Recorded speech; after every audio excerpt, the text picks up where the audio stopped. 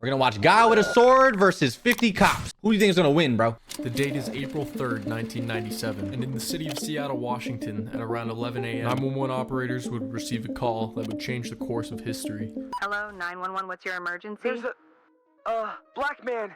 He's carrying something that looks like a samurai sword. Okay, calm Wait, please don't tell me. Oh my god. down. Please don't racial profile. Does he appear to be dangerous? He's just standing there, but everyone's freaking out. What is your current location? 2nd and Pike. Okay, I want you to stay on the line. I'm going to alert law enforcement of the situation. Just send help now, stay please. calm for me, okay? Yes, I'm very calm. This call triggered an 11-hour standoff, which would forever What? immortalize the name of the Seattle Street Samurai. What? With almost superhuman strength. The man refuses to surrender his weapon without a fight. There's talks about this guy. Is this online real? that I can't from tell. Forever ago. So I just thought I'd make a contribution by putting this amazing story in a digestible video format. I was genuinely floored to see that nobody had made a video about this. Because this is shit real? insane. With nothing but sunglasses and a samurai sword to his name. This man held off an army of police officers for 11 hours. He withstood everything from getting shot to receiving a bribe in the form of a Big Mac. And just stood there. His name is Tony Allison. But on this day, he insisted that everybody, including the police, refer to him as Apollo. And it all started with him doing nothing. Yeah, it didn't actually start with that 911 call. That was fake. Surprise. Yeah, He was we could actually tell. an off-duty police officer, and he was alerted about a man in camo pants and a leather jacket that was quote-unquote disturbing. So this off-duty police officer decides to follow him from Pike's Place Market to the corner of 2nd and Pike. Which, bro, you're off-duty. Try hard much? Anyways, this is where you see him in the video. Now, Apollo was suspicious of this guy following him, and rightfully so. I would be as well. So he took what the cop describes as a defensive stance with his sword at the ready, which is understandable in a defense situation like this one. But sadly, that was enough for the off-duty cop to call his buddies, and they would remain in that same location for the next 11 hours. They closed all the stores, evacuated everybody, shut down all the streets, caused traffic jams. And in case you guys are wondering whether he's actually dangerous with a sword, the news report made sure to seek out a trustworthy source. Those authorities' worst fears. Yeah, he knows how to use the sword. What the f is going on, bro? Where is this? When the cops got there, apparently they tried to bribe the samurai sword out of his hand with a glorious sum of $50. I want you to take one look at this guy and guess how he responded. Defensive stance. No, but actually, verbally, he Defensive didn't stance. say anything for the entire 11-hour standoff, except mentioning he had brothers in China and Russia, and correcting police officers when they wouldn't refer to him as Apollo. He also said that he was possessed by demons and wanted to kill them. He talked about Satan. He talked about his brothers in Russia and China, but he never really engaged the negotiation. But yeah, he just refused to drop the sword. I don't know, I couldn't imagine why. However, the police did not give up here. Nah, they went back to the drawing board. I mean, there's something about a sword that just makes you feel powerful though, bro. You know what I mean? Have your puny little f***ing gun, you peasant. I am Apollo, slayer of kings.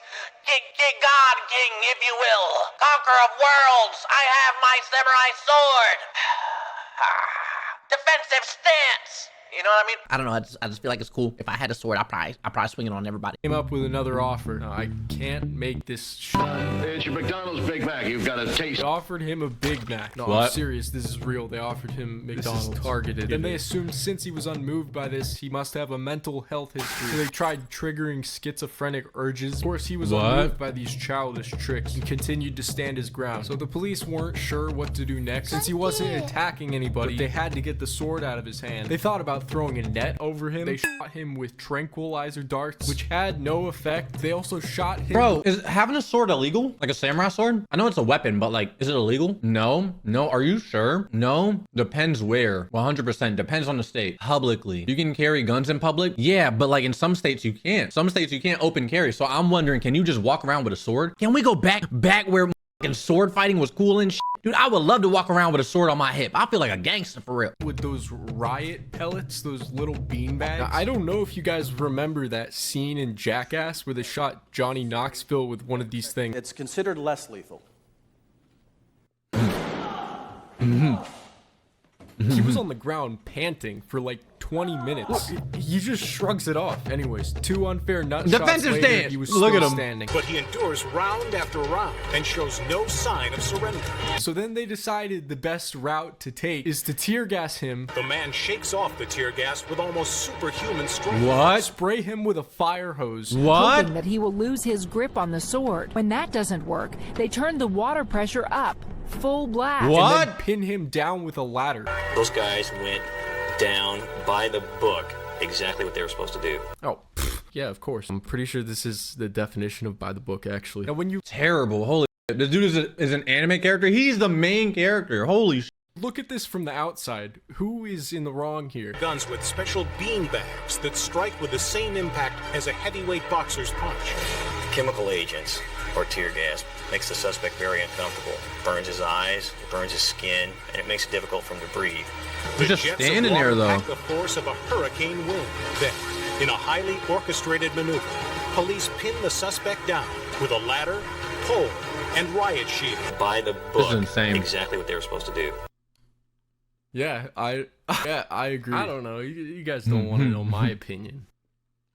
What do you guys think? Would you consider this excessive force? Let me know in the comments. And you might think this man's had enough. But the tragedy of Tony Apollo Allison's story is I don't know if it's excessive. It's just unconventional. I don't think I ever seen someone get hosed down and pinned down with a ladder, but like but what was he even doing? Was he bothering someone? I don't know. Is having a sword illegal? I still don't know. I don't know. It's not. As it turns out, only a year prior to the sword incident, Tony Apollo Allison was released from Western State Hospital after finishing a 10-year sentence. Oh, from wow. A charge in which he pled not guilty due to insanity. A charge of second-degree assault with intent to rape. Before Oh this my incident, God. he was an alcoholic, wandering the streets with a sword on his back. And now he's a man with his name engraved in history. He was later sent back to Western State Hospital. However, his current whereabouts are unknown. Until now, in a twist of Oh events, my God. I think I might have just found him. Or No at least way. some potential evidence he's still out protecting the city. Back in 2021, a dad Protecting the was with his city. You just said he tried to murder someone with the intention of. Are we serious? son at Bitter Lake Playfield, and while passing by a homeless encampment, spotted this distinct shiny object sticking out of the debris. Now, the location of this park happens to be about 50 miles away from Western fucking State idiot, bro. Hospital, or a mere 8.2 miles away from where this whole thing began. He's stupid as. Now, due to Apollo's story being very old and many news sources doing very minuscule amounts of deep diving and just very little information in general, I had to resort to these 2 blog posts excessively. This one's got a really neat website, so go check it out. Got a lot of neat posts about like alien, CIA project, cover-up Go stuff. check it out. Don't forget to subscribe. What was this video? I don't know what I just watched. I have no idea what I just watched.